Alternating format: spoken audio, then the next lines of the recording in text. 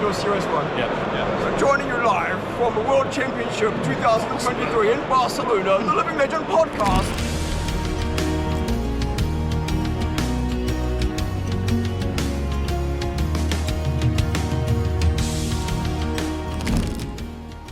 This episode of Living Legends podcast is brought to you by FAB Foundry, and you can make sure you get 10% off your order if you use the Living Legend 10 discount code when ordering any of the new Heavy Hitters set. And let's be honest, you're going to want to get your hands, your one hand even, on all of this fantastic product, because let's be honest, you want to play me, KO, and I hit like a effing truck. How's it going, everyone? And welcome back to another episode of the Living Legends podcast, your weekly Flesh and Blood podcast where we discuss all aspects of the Flesh and Blood trading card game. Today is a very special episode, well, a recurring, very special episode, because of course, you've already seen the thumbnail, you've already seen the title. We have Bryan Gottlieb back on the podcast to talk all things heavy hitters. Before I get to our lovely guest here, just gonna reintroduce our co-hosts. Let's go Bill first. How's it going, Bill? How you doing? It's going pretty good. I am Bill, as Kel said. As I mentioned last week, I am more illuminated now. That's true. Yeah. I finally got myself a ring light, so now I don't have to have empty notepad documents all on my screens to make it so that you can see my face. So hello, everybody who did not know what I looked like before. This is what I look like. Oh my god. Just seeing you for the first time. It's what we call guerrilla podcasting. And then, of course, we have Az. How's it going, Az? Yeah, and here's the ugly one. This is the British guy. So yeah, Az from Go Again Gaming. Yeah, we're going to speak to Bryan today, who is on this call. You can see him if you're watching, about heavy hitters and all of the sort of things surrounding that and design and everything. So I can't wait to get into this. I've got quite a few questions actually on a document that I haven't actually put in here because I just thought we'd let it do a free flow just in case they came up beforehand. So should be good. But yeah, I'll throw it over to Bryan. Welcome back. Hi, friends. It's a pleasure. It's a pleasure to be back. I am always thrilled to come on the Living Legends podcast. Flake routinely tricks me into coming onto his podcast. He says, "Come on the Living Legends podcast." I'm like, "Awesome! I'm going to get to see my friends. I'm going to get to hang out with Kel a little bit." And then I get there, and it's him every time, and it's so disappointing. And it's so nice to just finally come to the real Living Legends podcast and hang out with you guys a little bit. It's just so disappointed. Using our name to make sure he gets you on first, so he gets all the views. That's what it is. It's outrageous. Pretty sure that's what his game is, but I'm on to him, and he will no longer trick me into doing things with him. I will exclusively come and hang out with you guys, hopefully. Yes. Well, you always have a standing invite here on the podcast, especially when a new set has just dropped, such as Heavy Hitters. I think it's safe to say that Heavy Hitters has been a very, very well-received set by the community, by just anyone, in the Flesh and Blood space, both in terms of constructed, fidelity, as well as limited. A lot of people talk about limited. I'm a huge fan of limited. And so I think it's fantastic. So, well, first of all, yeah, I guess I could form this into a question. How do you feel, Mr. Bryan Gottlieb? How do you feel about Heavy Hitters in the launch so far? Yeah, I'm obviously very happy with the way things have gone. Nice to have a bit of I would say an unadulterated home run on our hands. I think our last few sets, they had their ups, they had their downs. I think they served some players really well. Other players maybe not as well, but we took a lot away from those sets. We learned a lot, and I think we brought that to the table with Heavy Hitters, and it seems to be one that just everyone and their brother, sister, aunts, uncles, friends are enjoying, and it's just really nice to see. And I've gotten to be there for a bit of it. I was in Queenstown for the calling there, so I got to see that firsthand. I watched all the callings that occurred around the world. Got to see one of my very dear old friends, Mark Morrison, win a calling in the U.S. playing this format, which was just an awesome event to watch. I was actually here at work that day. It's the way the time zones work. I was here on a Monday morning, and I just kind of sat in one of our atriums I was just like, I'm just watching this for a while. Y'all do whatever you need to. I want to see the finals of this event. Yeah, I'm working right now. I'm studying the meta game. That's what I'm doing. Yeah, a really cool experience to see that come to fruition, and just to see how much players are enjoying this set. It's been very positive. Yeah, and Bryan mentioned it just briefly, but you are now in like New Zealand. Are you there like permanently, or is it still kind of like a double kind of deal? It's a double deal, but it's way more. It's getting more and more New Zealand leaning as time goes on. I still have my home back in the States. I'm going to go there for a few weeks after Pro Tour LA, and I'll be back in the summertime as well. And doing some events around the U.S. during the time I'm there. So if you want to catch up with me, that will be a good chance to do so. But beyond that, I think I'll just probably spend the rest of the year here in New Zealand. I have a full-time place here now. It's a little bit more stable. I've always loved it here. Of course, it makes some aspects of my job way easier to be present. Some aspects, it's kind of a mixed bag. A lot of like design type work, you often do want to be a little isolated, a little in your own world. But I always am balancing my design work with dev work at the same time. So for the dev side of things, it's very beneficial to be here in New Zealand. Yeah, I mean, that makes a lot of sense. It always felt like that was kind of like the trajectory you were headed on, right? Especially as like you're like one of the two designers for Flesh and Blood, right? It's like you and James right now. Yeah, the name designers. I never want to downplay how many other places design does come from. It comes from the dev team. It comes from my fellow lead developer, Chris Gehring. It comes from a lot of places, but we are the two named designers. Yes. Yeah.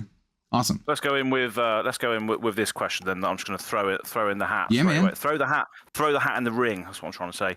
So, what is your favorite card from Heavy Hitters, Bryan, and why? It could be from a gameplay perspective or something that you have designed specifically that works how you imagined it when you first thought about it in the sort of workspace. What's your sort of favorite card to see? It could be five one of those reasons.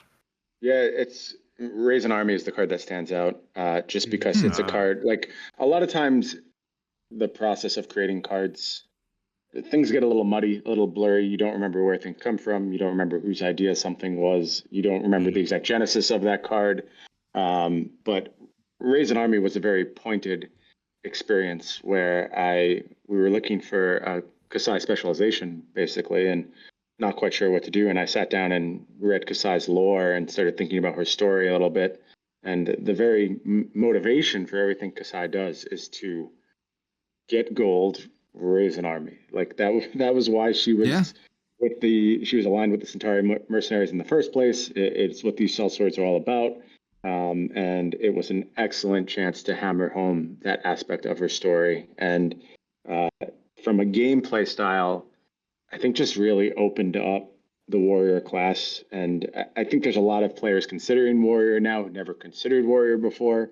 I think Sai is an awesome hero. I'm so happy with the way she turned out in the classic constructed metagame. I think she's extremely strong, but balanced. I think she is fun to play. I think she is fun to play against. And I think Raise an Army is a big part of that. She becomes a little less linear, a little bit less one-dimensional when you add in that wrinkle of the sellswords. And so I think it just hits on a lot of levels for me. Yeah, I love how you incorporated the lore into it. Like that's really, really cool. Like the lore feeding into the game design is as a big fan of the lore myself, I think that's really awesome. I also that leads me to a question, I suppose. Like so, I guess how do you feel about allies in Flesh and Blood, just kind of in general? Because we have them primarily in the Illusionist class. We have seen them in other classes, of course, with like Urser, Blasmafet, that kind of stuff. But just how do you feel about them in terms of like the overall game design for Flesh and Blood, and kind of where do they fit in? Are they more of a case by case basis, like it sounds like it is for Kasai, or just something in the toolbox to use? I think broadly speaking, they're a very niche part of the game engine. Obviously, there are classes. Illusionist is the primary one that comes to mind. That is almost entirely focused on this idea of either creating allies or attacking with things that should not be attacking, and generating arena presence, basically, is how I often define it. And arena presence is not the core of Flesh and Blood. The core of Flesh and Blood is this kind of melee combat that you see otherwise featured in heavy hitters. But it's an important tool to use. And I think in a spot like this with Raise an Army, where the story just made perfect sense, the gameplay execution was very, very good. The kind of outcomes that were derived from using allies in this space were very, very good. I never want to close ourselves off to possibilities. It was a very out of the box solution to what we were looking for, but it was the perfect solution. I'm very convinced of that. And I think that's what you'll see when allies pop up in weird places. Like, I think you should continue to expect them in the illusionist class. That's just kind of what we do in that space. And things like demons are a pretty solidified part of canon at this point, and I expect there'll be more representations of demons in the future. But the other stuff, the stuff outside those lanes, it's just going to be spot stuff, and it's going to be stuff that makes a ton of sense. It's not about shifting the game towards an ally focus. That's not what Flesh and Blood is. Sweet. Excellent. Cool. Excellent. Yeah. Yeah. As a ranger, I'm happy to hear that it's not going to be completely trying to divide your attacks. I just want to be a big Timmy and fire everything, but you know, as just begging for like an explosive arrow against Dromai or something. Yes, or a Wrath of God effect. There we go. Multi-shot. Shrapnel shot or something. Yeah. Was you going to say something, Bill? Yeah, go on. I was actually. One of the main things that I really like to do whenever we have you on the podcast is just to point out instances within the set that I deem to be like, I mean, not deem, but that I notice as like good design or an interesting level of design that's been put in. The last time was Scowling Fleshbag, which people are still talking about as like an insane card is just really, really clean design. It plays into itself and has a lot of implications outside of just what it does. And this time, instead of a specific card, I actually wanted to talk about a few cards that, and just see whether or not it marks a new era in the terms of like rare equipment design, specifically the rare specialization helms. Oh yeah. I was blown away by how much more powerful these were than previous rare equipment. Especially like I got the Olympia specialization helm, like attacks. That's another card actually that is just very simple design, but very powerful because of what it is. Like attacks, attack reaction level and speed, gold generation or wagering, I suppose, has a lot of implications for especially how Warrior plays in general. But is this like something that we should, it just made sense for this set to have these really powerful specialization helms, or is this an effort by LSS to make equipment that works for heroes that sort of gives them an option or a way to stray away from expensive legendary pieces? Is it an in-game thing or like an out-of-game secondary market kind of push? I think it's both. I think we're very happy to provide those opportunities when we can and when it makes sense to. However, that being said, it made a lot of sense with the heavy hitter setup. Kind of this 6-0 thing. The theming of the arena, like we just decided very early on, there's more weapons equipment than is typical in the arena. That also works because of the sizing of everything. The fact that it is heavy hitters and there are these massive attacks. There is evasion in the form of attack reactions, not opposite defense reactions. That's what allows you to go ahead and be a little bit more liberal with your assignment, particularly of defensive points on the equipment side of things. I think, seeing rare temper 2 equipment is a very, very big deal. So it is very much the idea of providing some of these options to players. When we have the opportunity to do it, we absolutely want to do it. But the limited format has to come first. And I think it works particularly well within the heavy hitters limited format, and that's why you saw so many of these options. And I also am very pleased with the way all of these turned out. And I try and take in every single bit of criticism and praise as well that comes the way of a set. And I've seen some people sort of bemoan that these can be a little outcome determinative. They can feel really, really strong and hard to overcome when your opponent has one and you do not. And to that, I say, yep, good.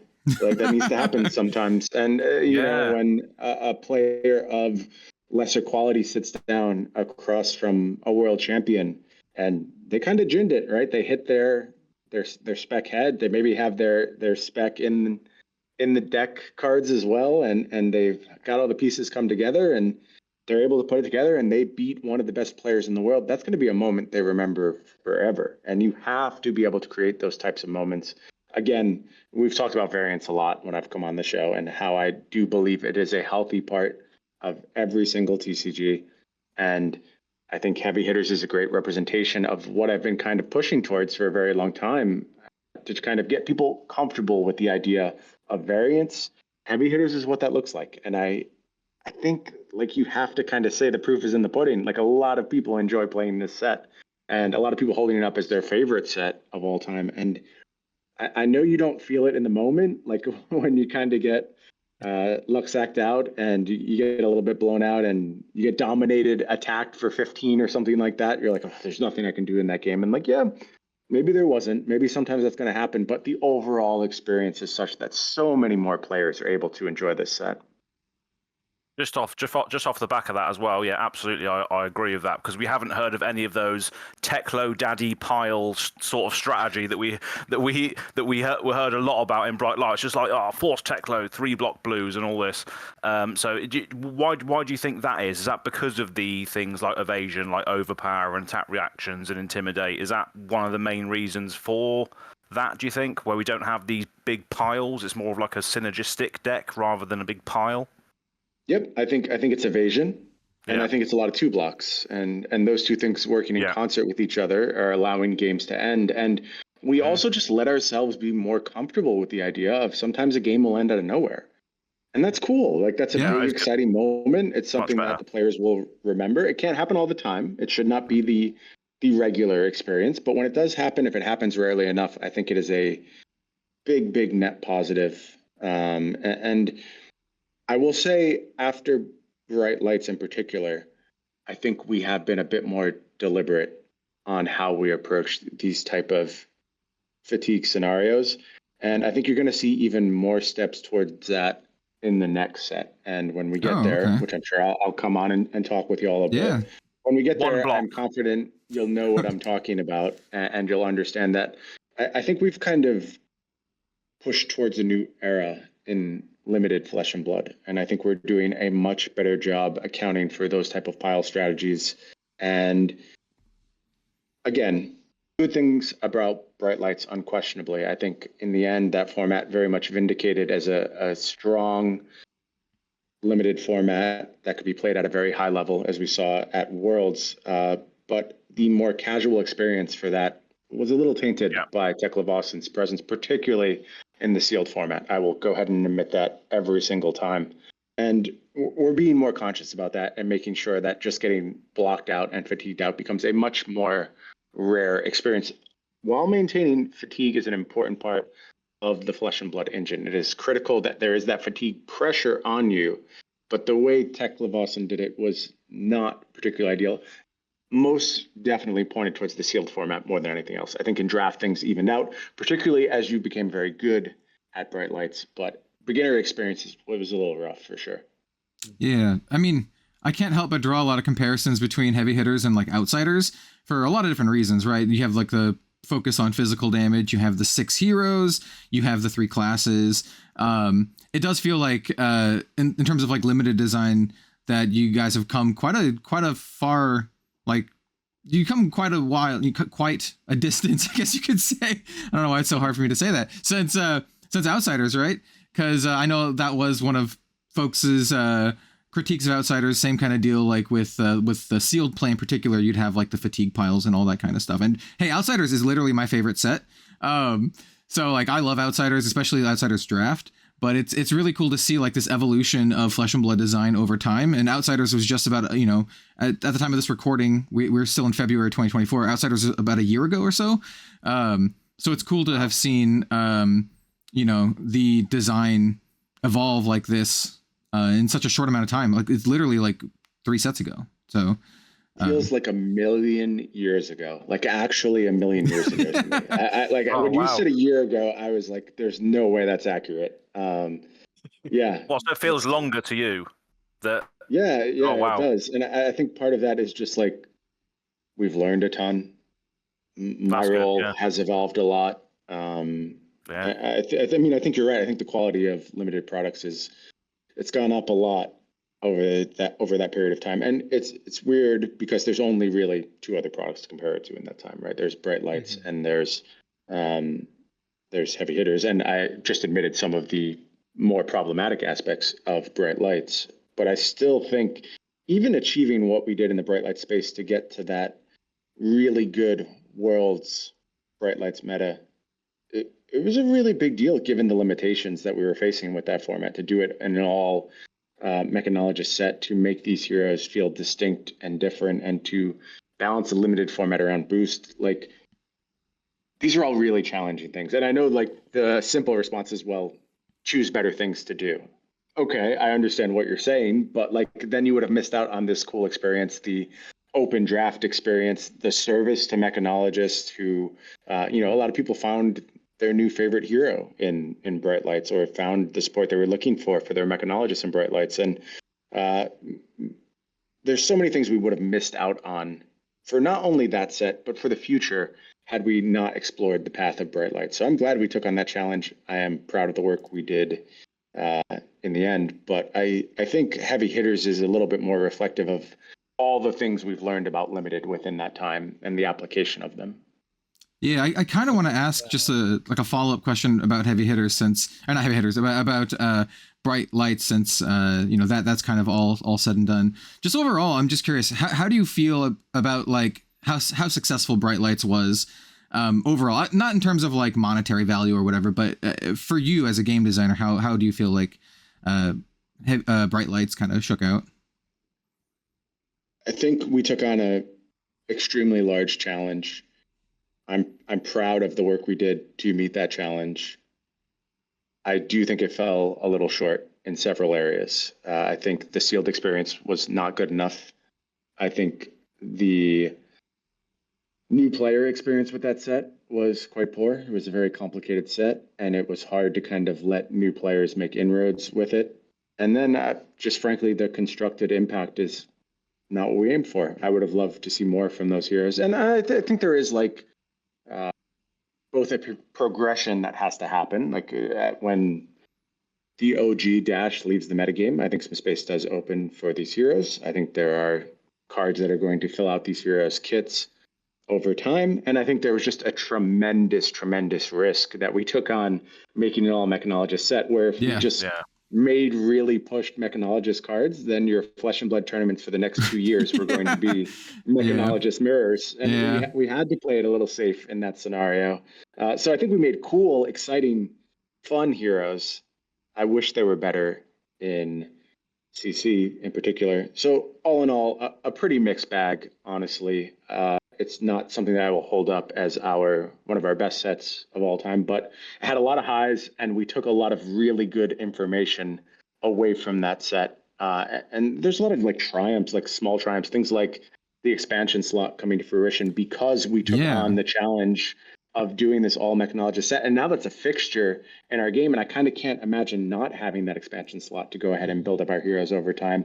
We only get there if we take on this challenge of the all mechanologist set. So I am proud of it. I wish it delivered on a few more of the axes that we set out to deliver on, but ultimately a mixed bag. Yeah, you mentioned the expansion slot because I thought it was really interesting because while you were talking, I was thinking about the expansion slot as you were saying that some of the Bright Lights heroes were kind of underperforming in constructed meta. And I just couldn't help but think like, oh, perhaps this is the expansion slot could be an avenue where you provide support to make these heroes, more relevant. And I think we've seen that over the last X number of sets with a hero like Bolton, for example. And it's kind of a joke that I've had on the podcast a couple times. And I'm like, hey, if you print enough powerful cards for a specific hero, he's eventually going to get pretty good, right? And we've seen Bolton actually like put up some numbers, and traditionally a hero that was kind of memed on a lot. He's like, a lot of people are like, oh, he's just like a worse Dorinthia or whatever. And now Bolton's putting up some numbers, and I think it's in no small part to having really powerful cards in the expansion slot. So the expansion slot is something we've learned a lot about as well. Like all this stuff has a learning curve, right? And you have to understand exactly what your goals are. You have to understand, how players are going to interact with these things. And again, with Bright Lights, maybe we play the expansion slot a little bit safe. I think heavy hitters pushed a little harder. I think the next set pushes a little harder. And I think we have a very good sense now of what we're supposed to be doing with this expansion slot. Yeah, I don't know if it's the intent, but the expansion slot always, or not always, I guess recently, because it's only a recent thing. It feels to me like the best hits of like an expansion set, right? Like you'd get your expansion set like Crucible of War. The expansion slot to me feels like a best of one of those sets. Yeah, I think there's just a lot like higher density of quality Flesh and Blood cards coming out these days. And I think it's a really exciting time to be a FAB player. You just kind of get a mini expansion set with all of your draftable sets, of which you get 3 of a year. Like, again, I think this is part of the reason why it feels like a million years since Outsiders is that now we are fully in an era where we offer nothing but these draftable limited experiences. And you go back only a year, Outsiders was appearing right after the first set I ever worked on, Dynasty, which was, of course, an expansion set. Then I transitioned right into working on Dusk Till Dawn after that. Again, another expansion set. So very much like in this expansion realm for an extended period of time. And now I've just been working on all limited products, and it feels like a night and day experience. And I hope it feels that way for players too, where they're just rich for ways to engage with the game. I think that's feedback that I've ever heard about heavy hitters up to this point is just that the limited experience is so unbelievably positive. And that's like, you know, in a lot of online communities for any game, really, you'll see a lot of people almost find things to complain about.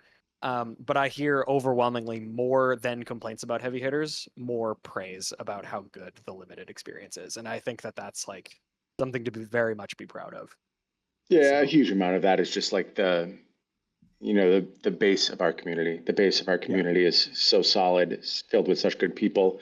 I can point to our content creators, like all y'all who are always ceaselessly positive. Do your best to foster good communities. That stuff matters. Like it matters over and over and over again. And I think that is a lot. It shapes a lot of how people engage with these type of things. And also, I just think practice makes perfect. Like you got to keep making these sets, and there haven't been that many draftable sets in the history of Flesh and Blood. When you really get down to it, you've only actually done the process of putting together a draftable Flesh and Blood set so many times, and the more and more we do it, the better and better we are going to get at it. Yeah, and I think like this is true for both us and a lot of other people in the Flesh and Blood community, content creators. I think even if we are like critical, but we're critical with the intent of just making the game better because we love the game, right? That's the whole point, without being like too negative or too rude, because you can definitely see that kind of stuff in other card games. I'm not going to name anything in particular, but you can see people being not just negative, but like mean, like mean spirited and rude in other games. And I think that's the kind of discourse that doesn't do anything at all. Well, I like to believe that people know, they know our faces, right? They know myself, they know James, they know how much we care about this, how much we want to just deliver an awesome game to play. Like that's what we're here for. That is the root of this endeavor, is just deliver an amazing game for people to play and have fun with. And I'm pretty sure people get that. I do not think the motives of other TCG makers are always as pure. I think they are driven by a lot of other factors. And that's not to say, we are a business, obviously. We sell TCGs. That's how this works. That's how we're able to finance all of this hard work that all of our amazing employees do. That is what it is. But never, ever is that going to supplant the idea of just making a great, amazing game for people to play.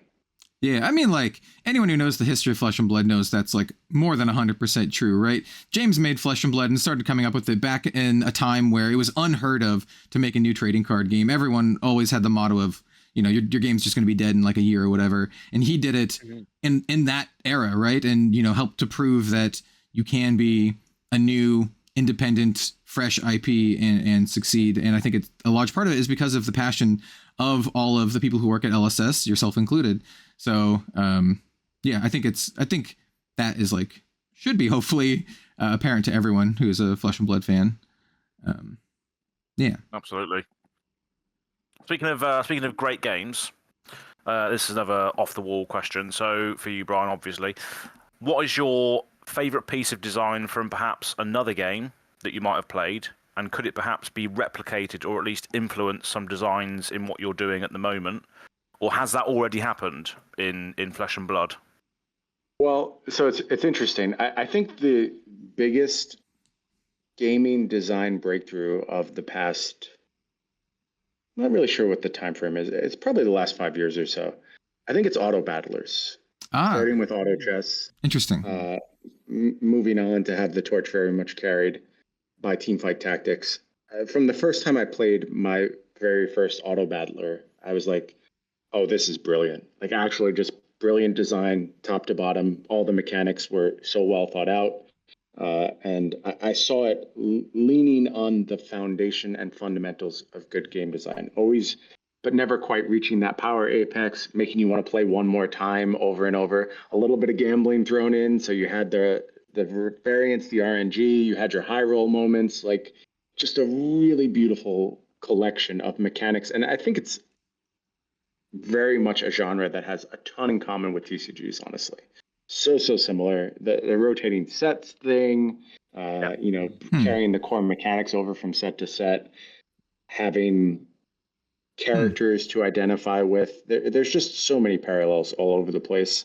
And so I take a lot of inspiration from that genre, and I hold out Teamfight Tactics because, one, it's a game I really enjoy, a game I've played a lot.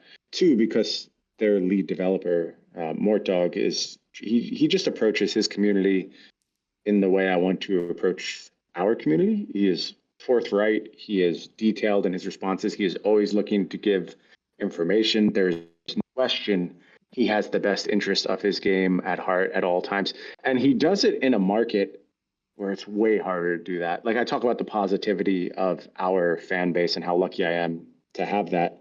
PC gaming's another world, man, especially coming under that Riot umbrella. Like, you're just opening a huge can of worms. And, he's talked about facing death threats and just outright harassment and all the nonsense all over the place. And he still steps up to deliver for the community over and over and over.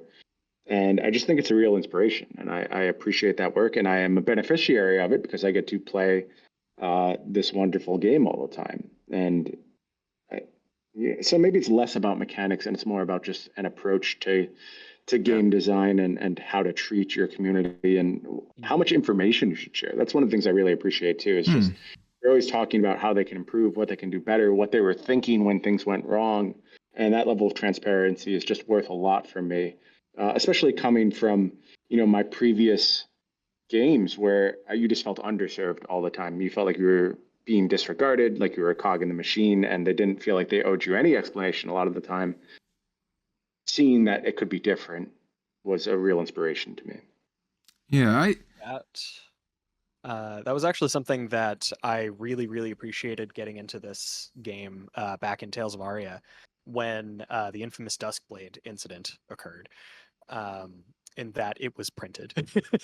But I really did appreciate that, it was like, okay, we understand. LSS put out a thing saying like, hey, we messed up. Like, this was not an okay card for us to print.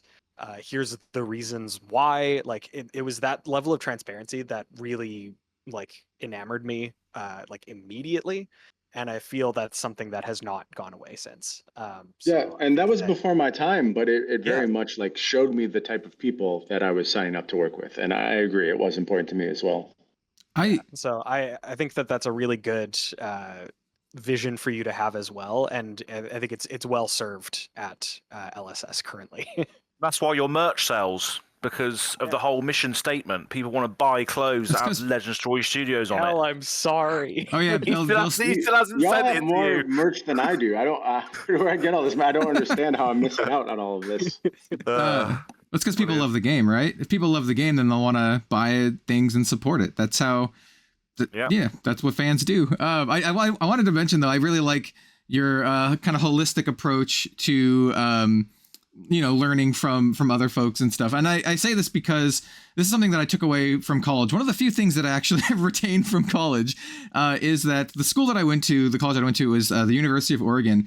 And one of the best things I can say about the college is that they focused on problem solving skills rather than just drilling facts into your head. And I think that is one of the biggest takeaways of both of these kind of things, right? Just learning problem solving skills, learning how to deal in any situation, I think is invaluable. And like you've said, you've I don't want to say adopting the ideas, but taking maybe inspiration from this dude who is just genuine towards the community. I think that kind of stuff is really important, and it lets you be flexible. I genuinely hope you also don't get harassed or anything. I can imagine that you might, but I hope you don't. Yeah. No, it's mostly no. And honestly, like, I find I get more, like, I would say I've never really been directly harassed, but I have gotten way more messages that border on that line where it's like, okay, this is almost like harassment whenever I talk about Magic rather than when I'm talking about my own game. Like, if I just put out an observation, it's way more likely that I'm going to get someone just, being way too aggressive or making a personal attack at me. It really doesn't come when I'm talking about Flesh and Blood, which is weird because I have no influence over Magic. I'm just telling you my stupid opinion. Like, you can just be like, oh, that guy's an idiot, and move on. You don't even have to tell me I'm an idiot. I have no influence over it whatsoever. Yeah. I was gonna say, I think to some degree I feel bad for large Magic creators who probably have to deal with that en masse. Though I imagine a lot of them, like some friends of mine, they probably just ignore all of it. They've probably grown such a thick skin, or just don't look at anything. It always bothers you, man. Like I do feel like I have that thick skin and like I have developed that muscle, but you're always just like, I don't know. I guess maybe I'm a softie. I'm just like, why does this person hate me? Like, seriously, like, what am I doing? I understand so much to make this person hate me. I understand so much. Out here making the game. It was like in the last couple years where I just resolved the fact that some people are just going to be bound to hate me no matter what, even if I try to be the best person I can. Like, they're going to hate me for being good. Like, it's just going to happen. You're doing well.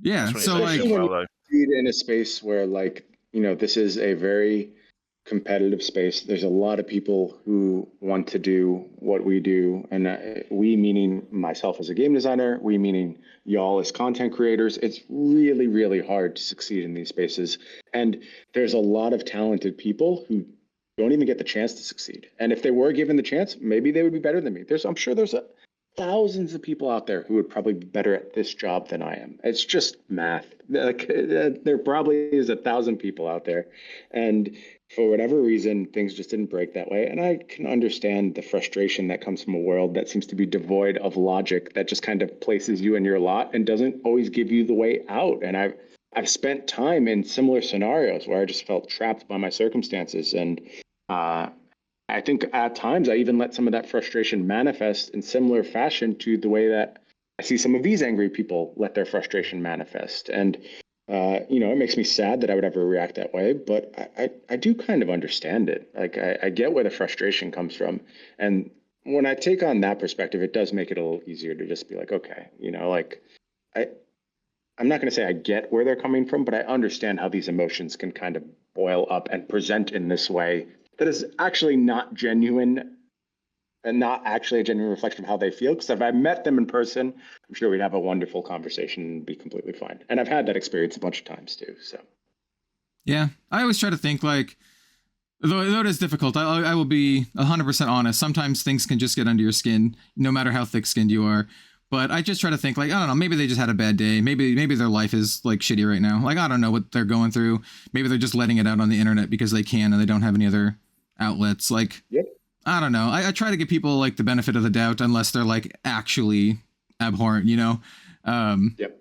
So, yeah. Something that happens pretty frequently with us when we make Magic content on the Spike Feeder side is we'll see comments on our things and it'll be somebody pointing out the same thing as 100 other people. It'll be like, oh, you forgot to draw or whatever. And it's like the first person does it and it's like, okay, yeah, cool. And we'll like do up a response. And then 10 more people do it, and then 20 more people do it. And then by the time you get to those people that are if you had seen it as the first question or the first like them pointing it out, it wouldn't have been that bad. But it's just all those tiny little pokes like really start to get to you, and that can color it too, just from my own personal perspective. I stopped doing Magic gameplay content for that reason. Like, it actually frustrated me that much, where I was just like, this is not worth my time. Yeah. I was gonna say that could also be a little bit of the secret sauce to help fuel engagement, though. If you're not doing well engagement wise, you just get one little thing, just a little wrong, and you're gonna get a ton of comments about it. Intentionally make mistakes all over the place. Yeah. It's that's the type of engagement bait that just bothers me as a person. You know what? That is my new career path. Let's do it. Misplays the channel. No, you just need to get one thing like small, like yeah. Anyway, let's talk about heavy hitters some more. All right. Let's talk about Flesh and Blood. Yeah. So like one thing I wanted to ask about heavy hitters, and I don't want to ask this in a negative way because I think a lot of folks can assume like this would be in a negative light, but I want to ask about the heroes in the set that center around mechanics featured in the set, right? And some people can call that parasitic mechanics or whatever. I noticed in this set, just like looking at it design wise, you have 3 heroes that do and 3 heroes that don't. And it feels like a very, very conscious decision, right? And I just want to ask your opinion on that, how it came from and all that kind of stuff. Specifically, I'm talking about, Betsy, Victor, and Olympia. Yeah.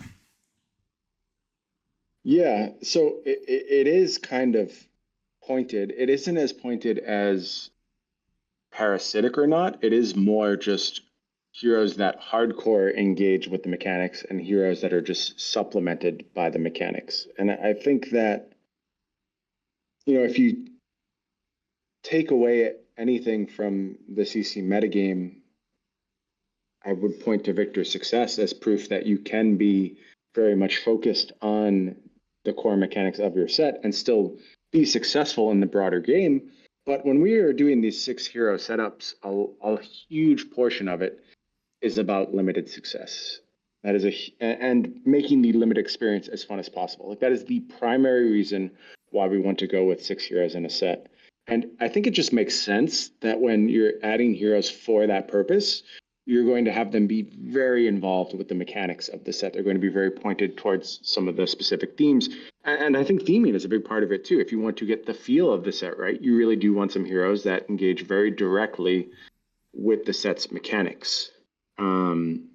What is different this go around is we felt comfortable enough with sort of the core identity of these heroes and potential future paths we could take these heroes down, that we were ready to make them all in adult form. And, if you look back to Outsiders, we took a very different approach with Outsiders, where we had the same 6 hero setup, but it wasn't necessarily a guarantee that these heroes were going to make adult forms. And of course, Arachne Solitary Confinement still does not have an adult form. Benji does not have an adult form. So, and then we had the reprint heroes in that set as well. So it was a very different approach to how we kind of put things together. And again, a huge thing that allows us to do that kind of approach, the expansion slot. I pointed out once again, the fact that we do have this leeway to kind of expand these heroes out over time. It's good. I think I'm comfortable with the way these heroes present.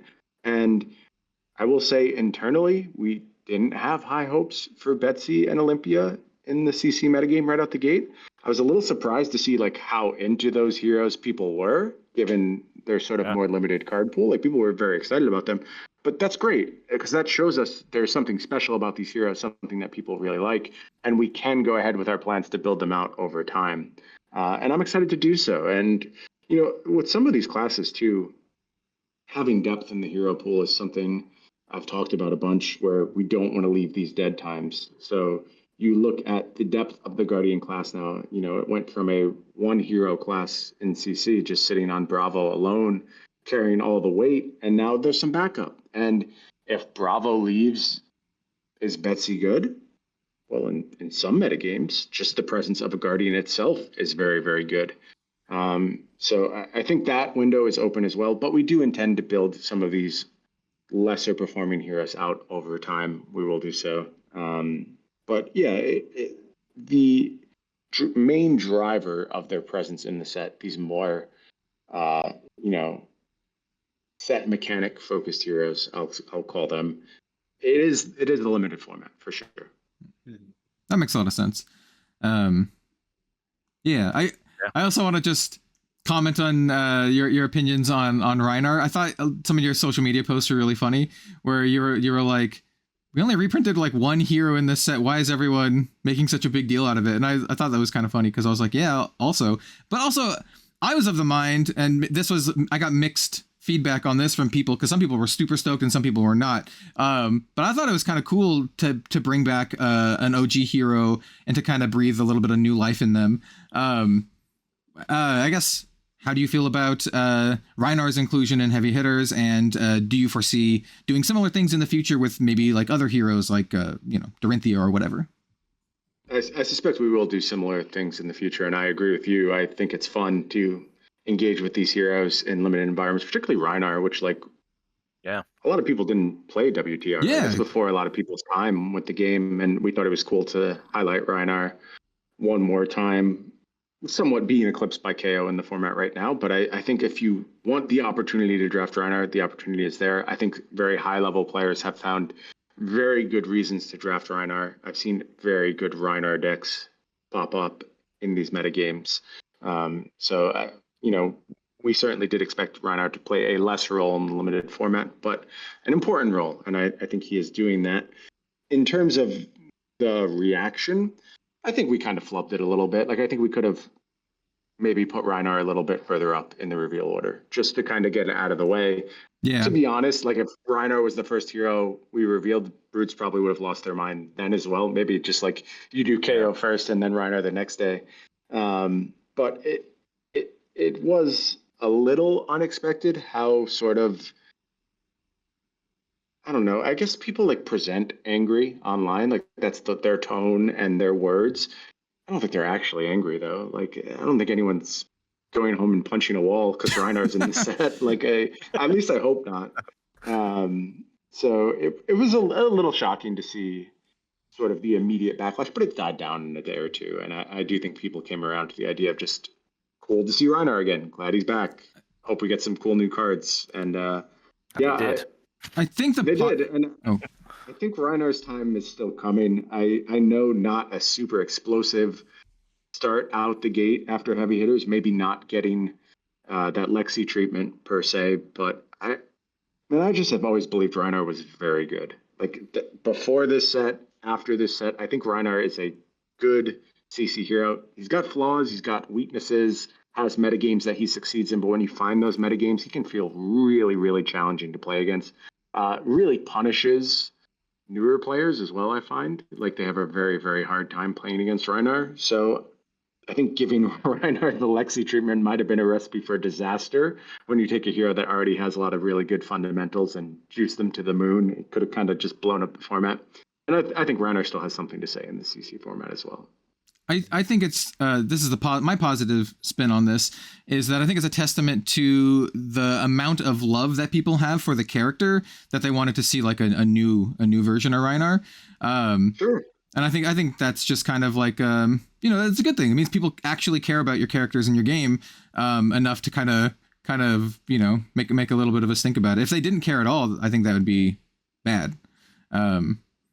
I've got a follow up to that actually. So when a hero LLs, right, if it's a fan favorite character, do you have a contingency to reprint that character within a certain amount of time? Because obviously when Azalea LLs, I don't know what I'm going to do with my life.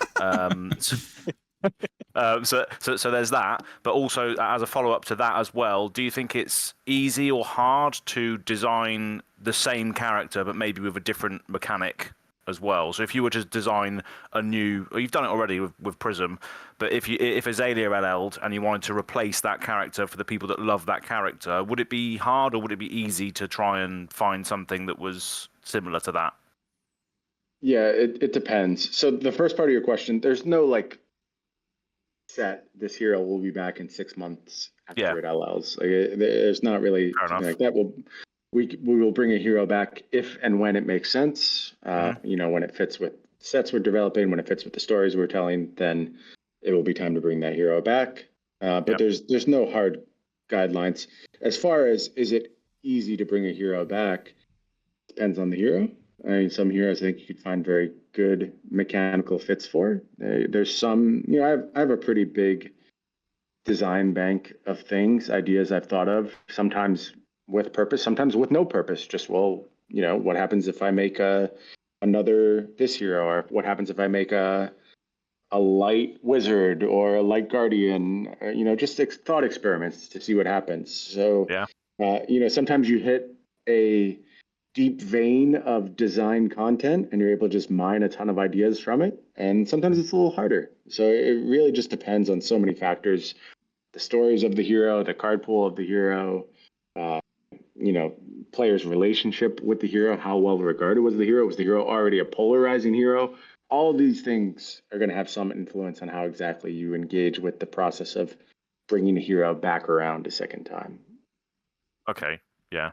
I can imagine that. Oh, go ahead. I was going to say, like, with regards to Prism, did you sort of realise that Spectra was a big thing and tried to sort of redesign it as a result of that, and that sort of stuff? There was a lot to work around with Prism. Yeah, I was gonna say. Really, really, really hard. It's love or hate, isn't it? I guess. Because it's like, I mean, one of the most polarizing characters ever, one of the most polarizing mechanics ever, one of the most polarizing weapons ever, just top to bottom. Luminaris, man. Yeah. Mine all over the place with that hero, and I think that's why you saw that hero come out a little softer than we had initially intended, trying to navigate those minefields. And a huge specter looming over Prism's development was the prevalence of just like Iris Spectra builds and how they affected the metagame. And if we just there were times where we literally tested a blank light illusionist, I mean no abilities on the card, just to understand what it was like. And at 40 health, that hero was still very, very good, winning a lot. And that's a huge limiter on how you're going to engage with the format. So if you want to give a hero that can already win a lot with no hero ability whatsoever, you want to give them a good ability, what's your starting point? Well, you have to scale down the life. And that's why you see Prism, kind of treated very delicately in terms of life total. And that gets amplified when the ability you go ahead and give the hero allows them to produce ward out of nowhere. So that hero is just an absolute minefield in almost every single aspect of her kit. Well, there was that tail, wasn't there? Where it's a really good place now. It's a really good spot now that we've kind of gotten a few more pieces in place.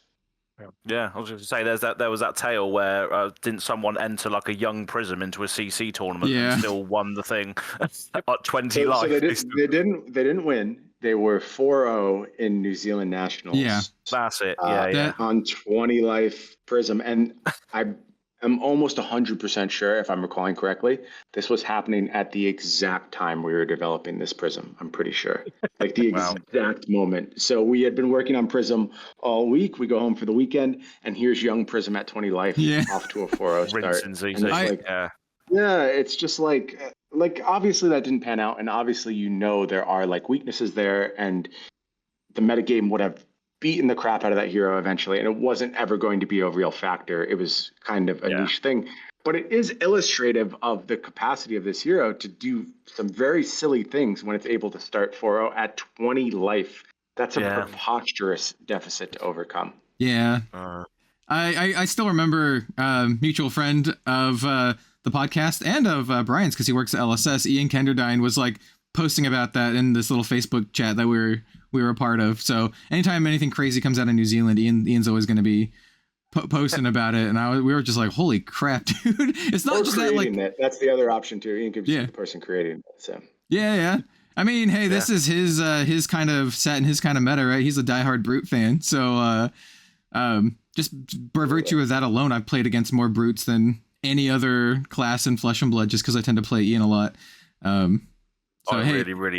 really hate send packing. It's absolutely outrageous. Send packing's like a baller card, dude. That card's sick. Spent a whole turn bloody setting up my turn and getting hit by bloody 2 Blood Rush Bellows. 2 Blood Rush Bellows, 2 Claws, and then a send packing for 24 damage in one turn. It's just go away. I set up my turn, took all this damage, and then suddenly I can't block the bloody thing, and my Red and Ledger goes in the bin. Never mind. Azalea Pain. Don't like it. That Yeah, actually is a good point, Az. Actually, Zen packing brings up another question that I would like to ask. I think it's more observation, but I think it can lead into a question. We talked about this in our top 5 video, and a lot of the cards that we chose for our top 5 were cards that felt like they were designed to be alternatives for previously established staple Flesh and Blood cards. So for an example of this is Zen packing as a potential alternative to something like Command and Conquer, just cards that threaten the arsenal. We've seen multiple cards like that printed in heavy hitters, as well as a brand new legendary headpiece that could, potentially be an alternative to Crown of Providence. We have chess piece that can be an alternative to Tunic, the new warrior legendary chess piece, that the name that I forgot, but I know who did the art is Warty. Yeah, that one. That one's sweet. Yep. But is this a conscious effort to print alternatives to these established Flesh and Blood staples, or is it just kind of something that just happened, serendipitously? I guess it depends how you want to define alternative. Is it pointed directly at the previously existing thing? No, but it's I'm going to use a Magic example in this case, because I think sometimes it's useful to think about things under the lens of another game. Mm-hmm. Is Tarmogoyf a grizzly bear alternative? Okay. Or if you make a 2/2, 1 colorless, 1 green creature, and then you make another colorless green 2/2 creature, is that an alternative? Or are you just kind of engaging within the bounds of your game system? Flesh and Blood is a game about attacking, defending, building up tempo, building up arsenal, setting up plays. So when you realize sort of the framework you're engaging with, small variations in that are going to be the core of basically every set, right? It is, in the same way Magic creatures exist, and they just kind of get different abilities and different setups. And you can certainly draw parallels between some creatures and other creatures. And, you can talk about Incinerate versus Lightning Bolt versus Burst Lightning versus a million different other red burn spells. And are they alternatives, or are they just further exploring the field? Okay. Or the premise of the game that you're engaging with. And so, I don't know. I mean, you can call them whatever you want, but I just think that's just the core system of Flesh and Blood. And there's going to be different chess pieces that pass resources from turn to turn. And there's going to be different heads that are, manipulating your deck in various ways to go ahead and get you a defensive or offensive advantage. They are going to continue to occupy these similar spaces, but in very sometimes large or sometimes small variations, and doing these things in different ways that add interesting wrinkles to the actual gameplay over and over. Cool. So it's essentially then a natural progression of the Flesh and Blood game design, right? That you're just adding alternatives for these other effects, not specifically to add them, but just as part of the general game design. I mean, sometimes cool. There will be vastly different things in a Flesh and Blood set. Sometimes it'll be a revisiting of a lot of the fundamentals. And it's, again, we can just draw the parallels to Magic, and I do that just because they're the OG. They shaped this entire genre. All of us take a lot of inspiration from the work. Literally the first trading card game, so yeah. Absolutely. The work they did to make something incredibly beautiful and special. How much of every Magic limited set is defined by mana bases, and they're just vanilla ground creatures. And, I want to even point to the fact that when you play a limited format of Magic, 17 to 18 of your cards do the same thing every single time, right? You talk about your lands, that's just your resource base. And, I've seen people often question the idea of why do we have so many duplicate cards in a set? Why are there red, yellow, blues? It's for comprehension, and it's to shrink down the number of cards you need to understand to actually be able to play your deck effectively. Magic cheats that a little bit, and I don't actually mean cheat in a bad way. I mean in a very brilliant, elegant way. Cheats that a little bit by occupying almost 50% of the deck in a limited format with the same type of cards every time. That work almost the same way with a small tweak. Sometimes they come into play tap, sometimes they produce 2 colors, sometimes they produce 3 colors, but it's all like different variations of the same thing. Mm-hmm. And in order to make our game accessible, we need to kind of mirror that with our red, yellow, blue system and simplify things down a little bit. So like these very small variations, they're kind of the core of what TCGs are built on. It's not about throwing out the rule book every single time you step out and doing something completely different. It's about finding new and interesting variations on the core gameplay formula, which I think we continue to do with Flesh and Blood. And I remember a long time ago, or when somebody was, I don't even know that they were naysaying Flesh and Blood, but they were just kind of like pointing out what they saw as perceived pitfalls or things that could go wrong with Flesh and Blood. And their comment was, how many two sixes can you make? And I was just like, 1 million? Like, actually 1 million? I think you can make 1 million 2 6s and still have the game be very interesting. Just like you can make 1 million 2/2 creatures and 1 million mana bases if the foundation is solid enough. And I think that's, kind of the era of Flesh and Blood we're in. We've mapped out a lot of the core. You understand the core gameplay. You know if Flesh and Blood's for you or not. And we want to deliver on that core gameplay formula with various tweaks and some exciting surprises rolled in, and I'm sure some redefinitions along the way, some things that are completely outside the box and do things that no one ever anticipated. That'll be part of the equation too. But it's all about paying respect to that core system and make sure we're keeping the core Flesh and Blood experience alive. And you see with heavy hitters, I mean, like, people still just love playing good, fair, traditional Flesh and Blood, calling back to the WTR classes and getting in there and throwing haymakers at each other.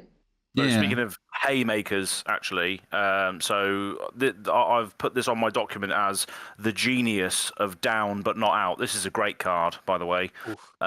So what was your sort of thoughts and inspirations behind the design of this particular card? Because the only experiences I've ever had with it, defensively and offensively, have been fantastic. So what's your sort of inspirations behind that? Before you answer, Az, can you read off the card for our audio only listeners, and just in case they don't remember what it does? Yeah, let me just get this up now then. Down but not. Sorry, was you going to say something else? I was going to say, I listed it as one of my favorite cards of the set in our top 5 video. Down but not out was like one of my top cards, specifically the red one, but I love this card. It's sick. Oh god, yeah. The red one is what my favorite tale of trying to sort of get this off was.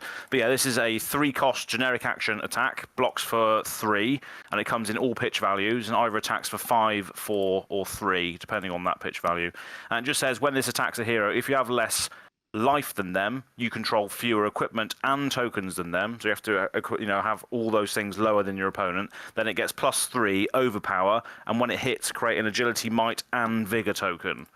So yeah, what was your sort of inspirations behind that? Because that I've just found, I've been on the back foot the entire game, making sure that I meticulously block and take, make sure I've got less tokens, make sure I've got less life, make sure I've got less equipment than everybody else, and then finally played this, and suddenly it's all swung back in my favor just because it's just such a swingy and awesome card.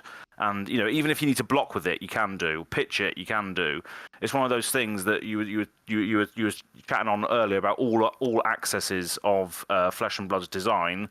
This is I think is just a slam dunk. So what was your sort of inspirations behind? Exactly. It's so easy to pick up and limited. It's sick. Yeah. Yeah. So this is another one that I never say these things with 100% confidence, but I'm fairly sure this is one I came up with.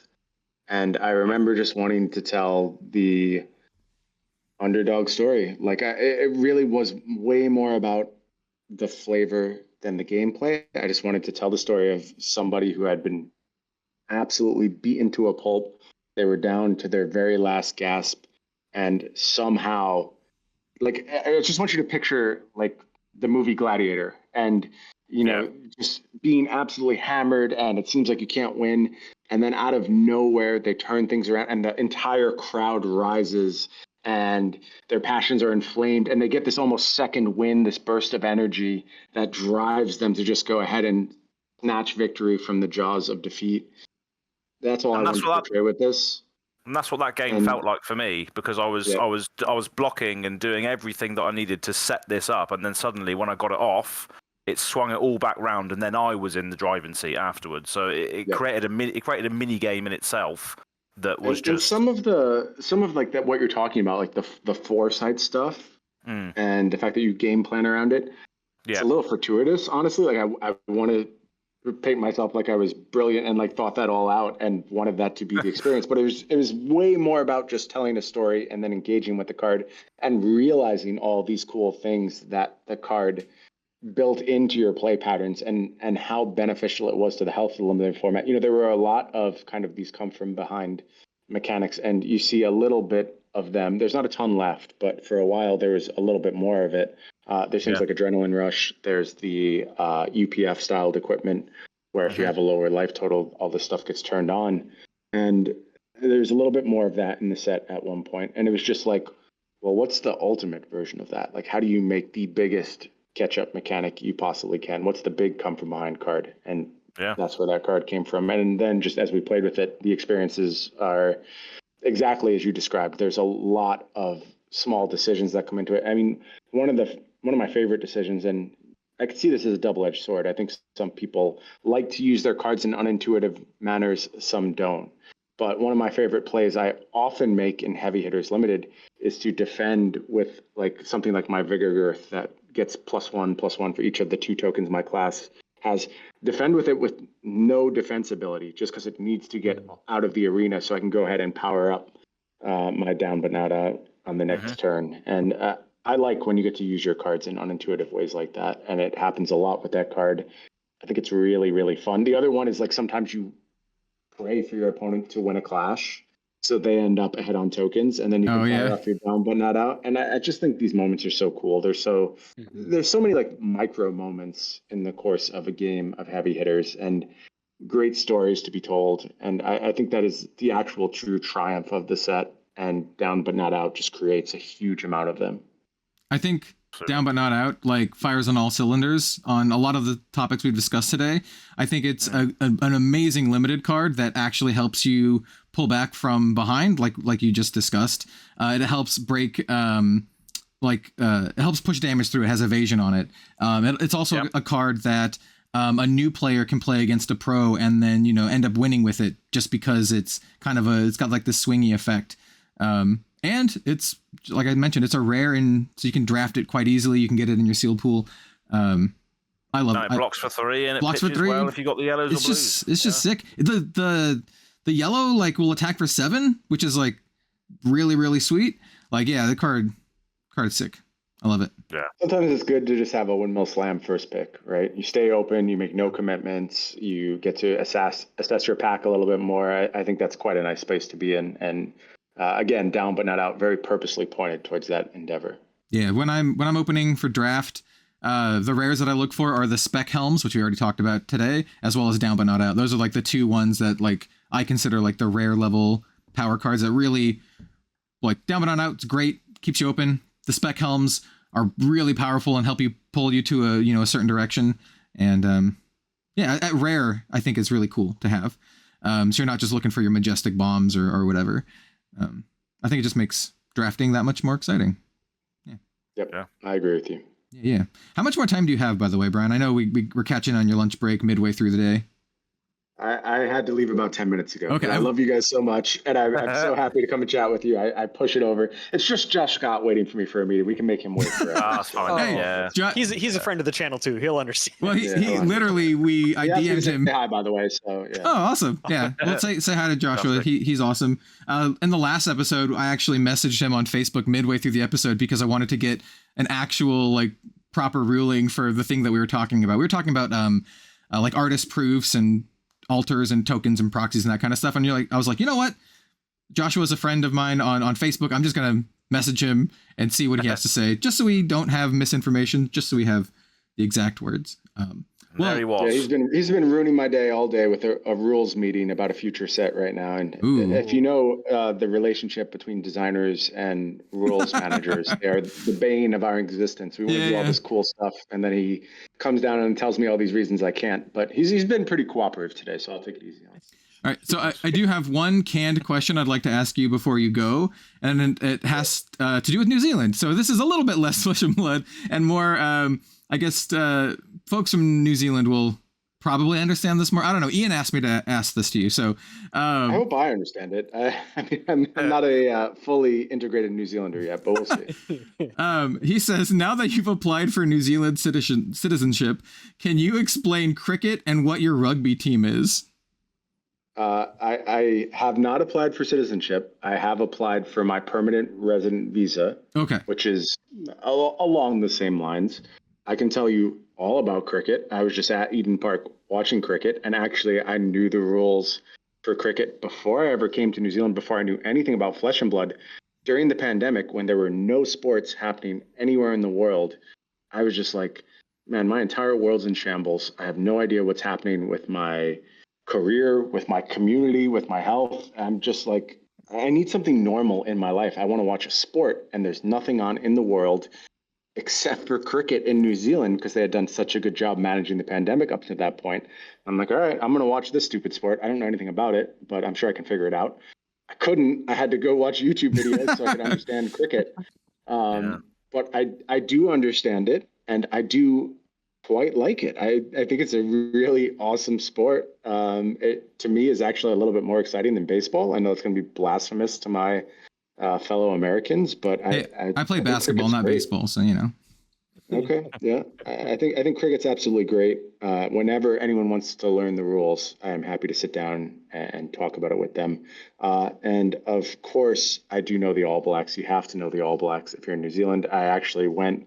The All Blacks were just in the Rugby World Cup finals. I went over to James's house early on a Sunday morning, and we watched the Rugby World Cup finals. Him, myself, and Chris Pierce. We watched it together, and they filled me in on all the rules that I didn't understand. I mostly understand rugby now as well. I have not gotten to see the All Blacks play in person yet.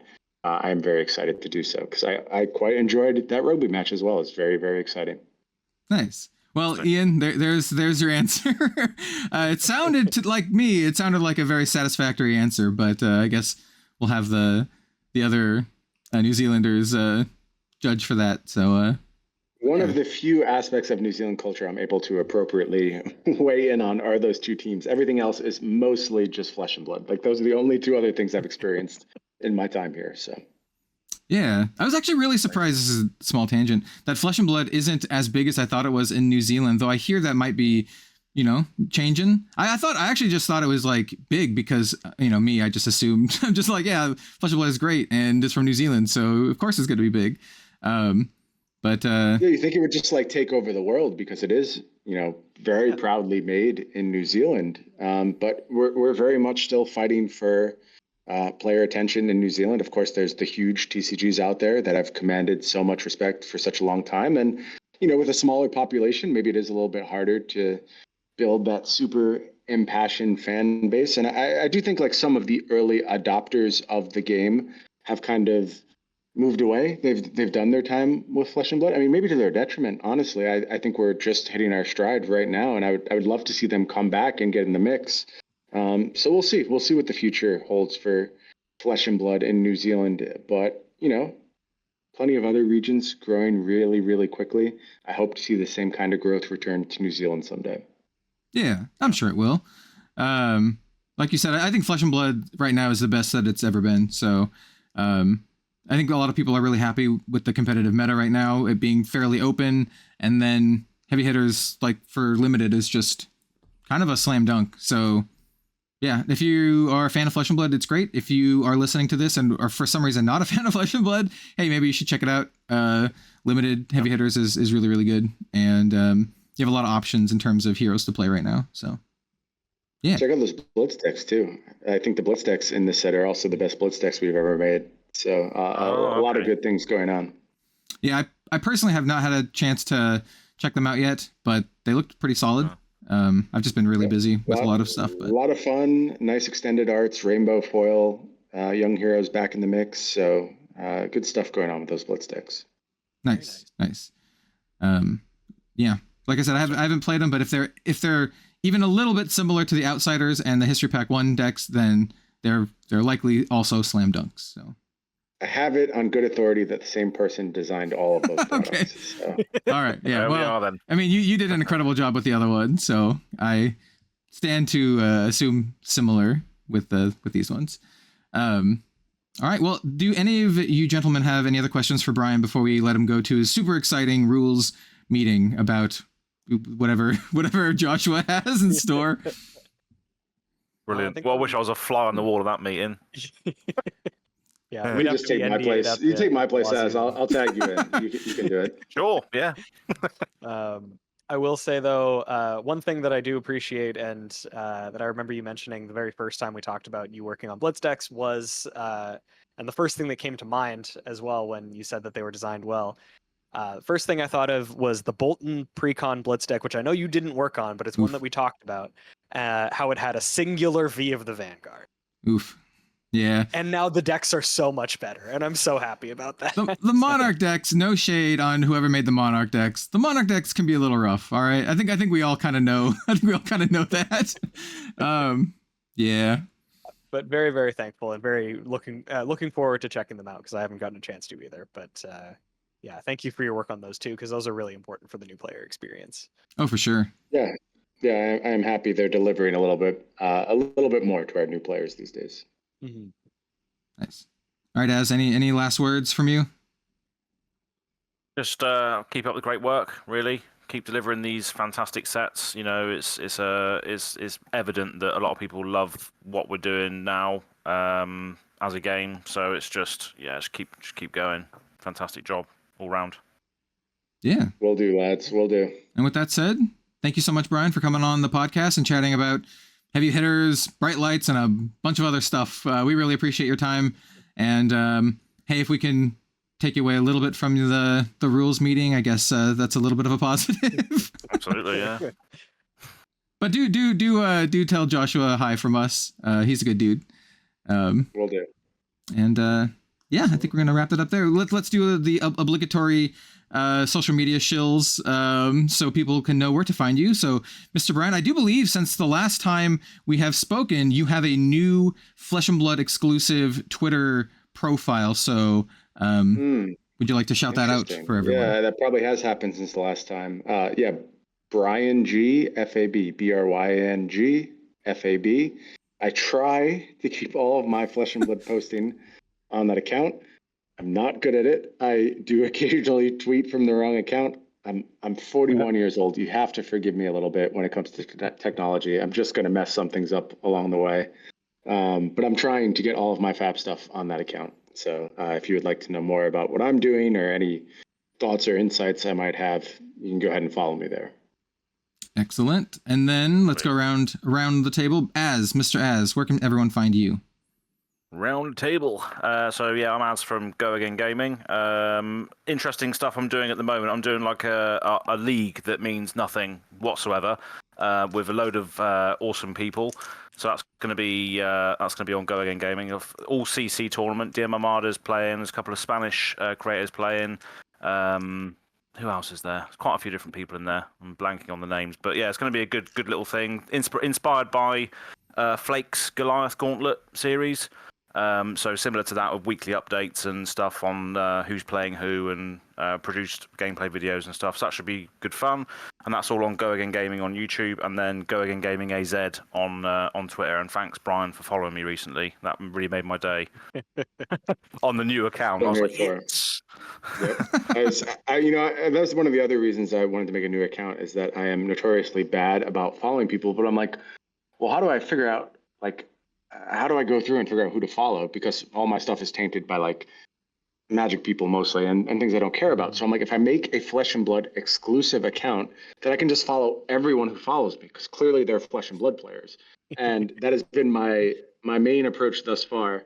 I may be lagging a little behind on it. I haven't followed people back in quite some time, but I'm trying to just follow everyone who follows me. And then I feel like my timeline should be absolutely infested with Flesh and Blood, hopefully. Algorithm sorts you right out after that, definitely. Yep. But feel free to mute me if I annoy you. Will do, immediately. Not a problem. Yeah. I am fast on that mute button, bro. I am very fast. But I'll throw it over to Bill over there.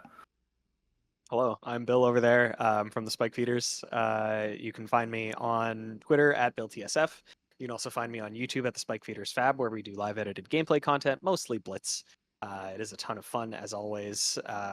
We have been going through another Gauntlet series with my buddy Jay. Shout out to Jay. We had a few issues with his face cam, so it ends up just being a PNG of him playing against me, but it still ends up being a good time. Nice. And yeah, if that's something that interests you, you should definitely go check that out. Yeah. And I have been Kel, also known as Red Zone Rogue. You can find me everywhere at Red Zone Rogue. I talk about a lot of card games on my channel, but Flesh and Blood is and will remain one of them, despite what some people may have commented on recently, which is absurd. By the way, I got a comment recently that was just like, oh, why do you hate LSS so much? And I'm like, what the hell are you talking about, bro? I literally have someone from LSS on a Heavy Hitters gameplay stream the same day they commented on that. They commented that, and then the hatred oozing through the screen, Kel. I just Yeah, feel exactly. the maliciousness coming off you. I think it's just because I've been covering other games more equally with Flesh and Blood, and they assume by the equal coverage, they assume that I must hate Flesh and Blood, even though it remains one of my... cover other games. There's great games out there. Yeah. They deserve to have people talk about them. Yeah, I think that's great.